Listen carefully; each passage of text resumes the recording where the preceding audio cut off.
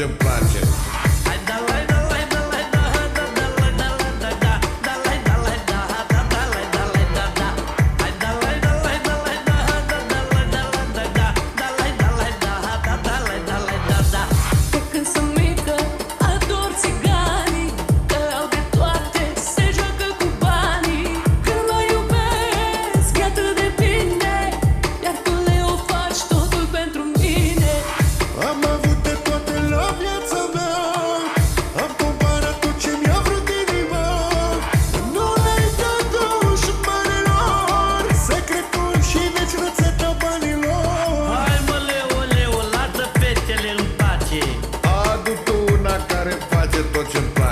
Hai mă, leu, leu, lasă fetele în pace.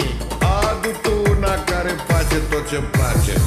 Hai da la da la da la da da da la da la da da da la da la da da da la da la da da. Hai da la da la da la da da da la da la da da da la da la da da da la da la da da. Cred că sunt mică, știu de leu din Siraia, că are nume pe răsună în Himalaya, că el e prințul țiganilor și toate fetele după el mor. Am avut de toate la viața mea, am comparat tot ce mi-a vrut inima. Nu ne-ai dat duș banilor, secretul și deci rețeta banilor. Hai mă, leu, leu, lasă fetele în pace. Adu tu una care-mi face tot ce-mi place. Hai mă, leu, leu, lasă fetele în pace. Adu tu una care-mi face tot ce-mi place.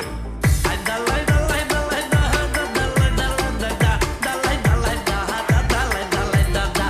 Hai da la da la da la da da da la da la da da da la da la da da da la da la da da. Hai mă, leu, leu, lasă fetele în pace.